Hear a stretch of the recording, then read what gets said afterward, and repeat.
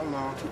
How you doing? How's your night going? Crazy right now. A little bit up and down. I just lost my grandma. November 10th. Sorry for your loss. I lost my is a lot of deaths. I lost my dad March 13th, 2016. I lost my sister August 8th, 2016. I lost my mom February 17th, 2017. After my dad and my sister had passed away, I stayed with my baby father, and I was like a stay-at-home mom and stuff, and just took care of the kids. Like, he would get locked up and shit. I was paying rent. His mom was smoking hard. She called DHS and shit. On my kids, we lived in North Philly, on Corley Street, and we had a sewage problem in the basement, and but her kids had to go away, so they went with family and shit of my baby's dad's stepdad. But when DHS came out, like, my family, they wouldn't take my kids.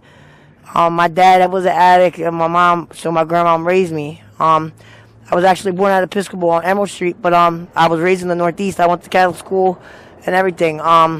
Started smoking weed, hanging out with people, drinking. Had a baby when I was 16. I have 5 kids.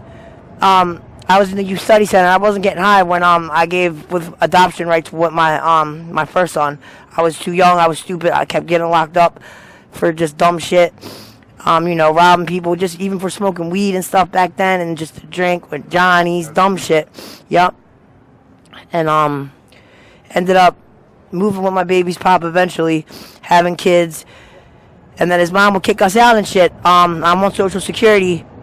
Like, someone taught me how to get it all, and I just thought I was, like, growing up and shit. Like, I don't know, I just got into life way too quick. And when I started living with other people, I lived in the same crib for, like, all my life. My brothers and sisters really didn't live with me because my dad, when I was younger, my grandma took care of me and shit.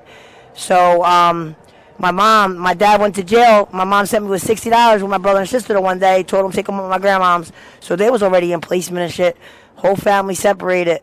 But my kids with DHS, it was with their grandmother. The father of my son put the calls in to DHS because she was mad. Her kids had to go and leave the house. And I don't think it was fair. I ended up getting my kids back in like 2 months from Killa. It was because we still had the crib. Then eventually, again, she kept kicking us out. I would pay $400 rent. It was just my SSI. I would certain things for money, hustles on the side and stuff. But it wasn't. I would live in tents with my kids, with air mattresses, fucking tablets, whatever I could. I wasn't getting high. Maybe some weed at night, or I would take in a rotten here and there.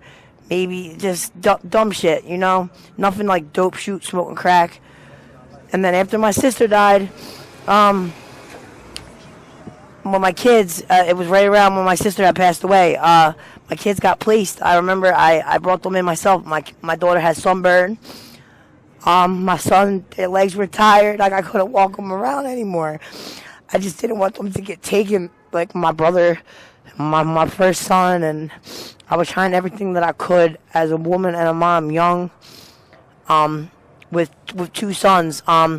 I had a 4-year-old and a 2-year-old, Leo, Johnny and Leo, and then I had a daughter. I started taking Suboxone, which was stupid. I didn't even get high, I guess, because I was so stressed out with no help, and with the babies, I just actually started taking subs.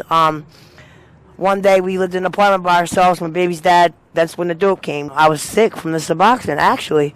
Withdrawing off the Suboxone, I've actually done it. It was worse than some days with fentanyl. You kind of still feel the same way, for real, which is kind of weird in some situations. But I actually started smoking crack before I got on the streets. I didn't know about Kensington. My dealer wasn't around. I called him. I had to wait. I actually moved down here. I got locked up for something I didn't do. We didn't get convicted of. And my son was with his mom, while I was locked up and shit. And I had to move. Now they're in custody, foster care. I moved down here with my Kua visits. And I was going down to 33rd and Ridge to go see them at the Kua building. I lived on Janey Street right up here in Clearfield. That's where I got released to. When my family passed away, I have aunts and uncles, but they're like stuck up. Like, they got money, everything, and they know that my mom, everybody's dead. My aunts, they won't. They just stay away now, especially that I'm shooting dope, because if they help me and something happens, they don't want to. They don't want to be responsible. Yeah. So they're out of my life unless I ever get it together. So that's the only family. So besides my baby's dad and like the streets, it's painful sometimes. I like getting high, and when I'm ready to get better, because I feel like sometimes it's not much to go to. I'm alone. If I don't get my kids back, I don't ever see a future. If you know, with me getting sober. I would fight for my kids if I had a right. Get sober first to get your kids back. I was told that they took my rights away because of missing court dates and being on the street and stuff. They took my rights away actually through the mail. I got a mail to prevention point. I missed a subpoena for a permanency adoption court date. I got my mail probably in. It was supposed to be for, I got it in May 2019, but it was postmarked for March 2018. I didn't get it for a year later. Like, I knew I had court, and I just wasn't sure, and I was fucking around, so I lost rights to my kids. I didn't start shooting dope. I actually smoked crack. I snorted dope. I was sick one day. Somebody had it mixed up, bang, and that's when I was introduced to shooting fentanyl. Now, and I was smoking K2. I would night out. Everybody in the neighborhood would rob me and shit. Now I'm addicted to coke and fentanyl. I mix them together and I shoot it up. Probably anywhere from 6 to 12 times a day. Most of my money and my hustles, that's what all it goes to. I can't even keep a phone. Anything that is worth anything for $1 besides sucking dick. Honestly, and selling my ass, I don't trick for money. I'm not an angel, but that's not my hustle. I sell works every day. I boost from stores. I get an SSI check, food stamps, stuff like that, which supports my drugs. I can probably sell anything and make $1 out of it. I just wish I could do that for like a bill or something, Not even, I wouldn't even have to be on the streets. I would be okay with the bread I have. Okay. I don't feel like right now with me getting high, in my heart, I want to be clean, but my mind is on the chase. But if my son, we just got news that my mother-in-law's daughter, so my baby's father's sister, could adopt my son Jonathan. He's the only one that they didn't adopt out of all of my 4 children. I have 5, but I have one that I had when I was 15 with a different dad. The 4 kids are all with one father. They got adopted out. My 2 daughters and my son Leo and Johnny, they were 2 years apart. I mainly raised them for most of their life. They know me. I don't know my girls that much because of them being in the placements and on the visits. But he only wanted it for the last time I seen him for Christmas. He wanted a dirt bike and he wanted a new house. And ever since he didn't get adopted, they split him and his brother and sisters up. They changed 2 of my kids' names from Leo to Liam, from Gabrielle to Brianna, and they wouldn't adopt Jonathan because of his behavior. He just turned 11 December 4th this year. Change their names? At 8 years old, they changed my son Leo, which I don't think that was right at all. My daughter Gabrielle, she was younger, so I could understand that. She was about 2 or 3 when they changed her name, but not my son. No, I'm sorry. I never got to properly introduce myself. My name is ATM Fox. I'm here with All Time Media. I'm the guy, conducting your interview. May I have your name? My name is Jennifer. Jennifer. It's nice to meet you, Jennifer. And how old are you? I'm 34. My birthday will be in April. Oh, I'll be 35. Happy birthday, Thank you. Yup, Taurus. I'm 88. That's sweet. That's sweet. Now, how long have you been on the streets of Kensington? Going on 5 years. 5 years on the streets? Off and on. When's the last time you got to see your kids? I know they mean the world to you. I haven't seen my kids probably since my son was going to turn 5, Johnny. He was going on 5 or 6. No, my oldest. Not my oldest. My oldest is he was August 8th, 2009. So I'm a little high right now. So August 8th, 8904, I'm sorry, is Michael. 12411 is Jonathan. Leo is 101713. My daughter Jacqueline is 41316. She was actually born a year after my father, a month after my dad died, the same day, an hour apart, my daughter Jacqueline. So my dad's name was Jack. We named her Jacqueline after my dad. And then I can tell you really love your family. Yeah. You really do. And I can tell, you know, they probably want you off these streets. You're a very good, kind-hearted, loving woman. It seems like it's just the drugs that took a hold of you. For sure. Have you ever tried any attempts at getting clean? A couple times, yeah. I only went away once inpatient, but that's what I need probably. A outpatient like the Suboxone I really don't think works, to be honest. I've never tried methadone, but lately I've really been smoking bud. Like after I'll shoot my dope on my powder, I think honestly I've been talking to some people, like I would really go away to treatment, like if I could just smoke some cigarettes, probably smoke some weed, whatever, a taper or something, whatever, like the Suboxone, but just be comfortable, maybe some Valium or Ativan the first few days, not like all, crazy just to get through it. And I probably would go anywhere from 2-3 times a day to 15-16 times a day, depending on the day, the money, sometimes.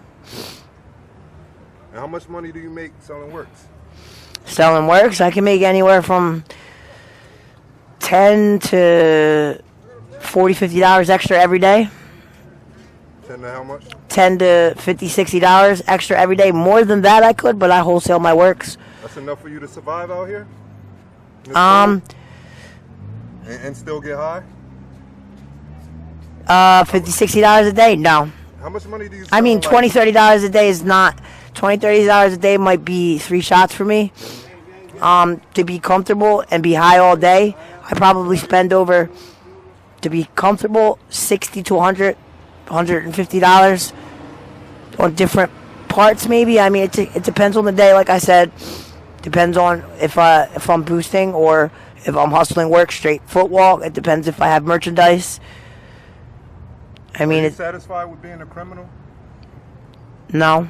I mean, I'm tired right now. It's work. I mean, I work for what I do, so obviously I'm still with it. I haven't stopped doing it yet. So it's just to feed your addiction, huh? I guess that feeling now, yeah, because it's more mental, yeah. Because it's really stupid, for real. I mean, what I do, honestly, it's not worth it. It's not worth the money. Sometimes now, lately, since doing the coke, I've been getting a little skitsy, bugged out, just dumbass shit, and it's not worth the money. But it's that. Any plans? On getting clean? Anytime? Yeah. If I hear anything from honestly with my children, then I'm gonna go away, because that's gonna be an opportunity that if I do let that go, then I'm never gonna be probably anything. You know what I mean? Or just might as well just fucking, I don't know. You know what I mean? Hang it up for myself. Don't say that. Not that. I'm not a coward. I would never do nothing like that. But, I don't know. I can't say that. But right now, that's my motivation. It is cold. The cold doesn't really... That's what's weird. Like, yeah, the cold sometimes don't even matter. It be like you just... you know that you're about to have that feeling. Some people, you're going to be sick. Some days I wake up, and if I wasn't dope sick in the morning, I wish I wouldn't have to. You say you used to work the streets? No, I never worked the streets. Never worked the streets. Okay. I'm saying that I can never be there, but I don't get into cars with random men yet, thank God, but I can never say never. Right. Crazy out here. I mean, that's, that's some people's hustle, that's just not mine. Where do you sleep at? Mostly 30th Street Station.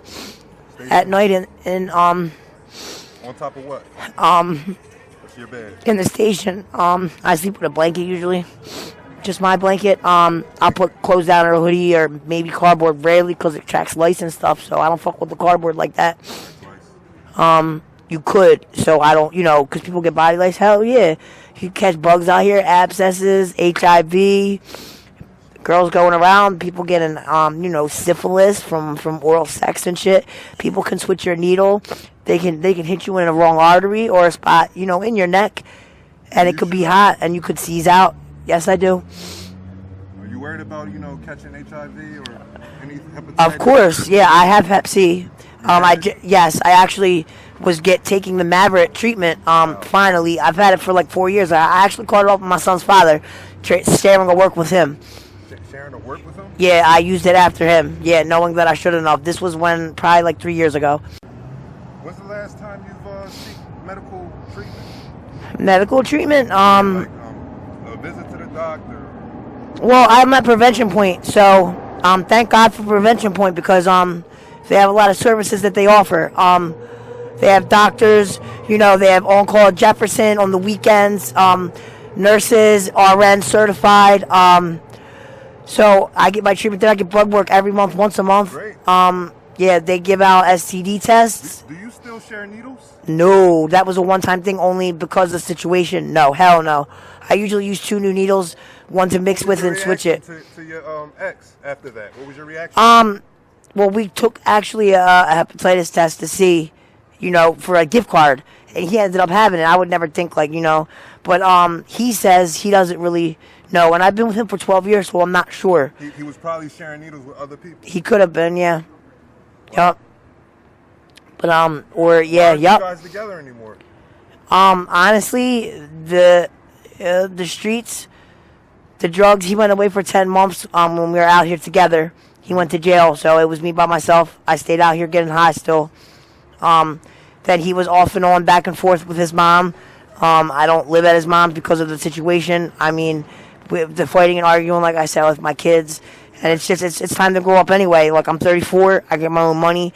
But I ask him, too. Like, he gets a check, and he could. And mainly the drugs, I guess, because he gets weirded out. He'll do different shit. He'll do dope, but he'll do meth and be thinking shit, so we don't get along. And I try to put our money together, get a crib at least started. But, he's not on that. I guess he wasn't ready for that yet. So I still love my baby's father to death. That's a person I want to be with. I don't really fuck around. Like, if I'm with a guy, I'm either boosting or I'm getting hired or someone I'm talking to. Sexually, I'm in love with the same person. That's my heart. The only other person I have besides my brother, like I said, and my aunts, my kids. He's been with me every day since, my family passed, and his family was my family, regardless of with the DHS. He has 2 brothers and 2 sisters, and his mother, so that's my family now, and him. So, it's that. If it's not that, it's just me. And I'm not used to me. I mean, but when people pass, it's just crazy. It can't be an excuse. Still to this day, it's the drugs. But it's something that did lead me here. I did have a life before. I wasn't here since the 90s or nothing, or started shooting dope at a young age because I was actually arrested as a juvenile for smoking weed, juvenile probation with young girls. I went to Liberté, certain Jones. Go ahead. Would anybody care if you was to die? I'm sure, yeah. I mean, I could think of people off the top of my head for sure, yes. I mean, it would probably, my brother would be sad. My baby's father, definitely. It would affect people. I mean, I'm sure there's some people that would hit hard, but I'm not, yeah. Of course. I mean, I would hope so. Do you care? I mean, yes, I do.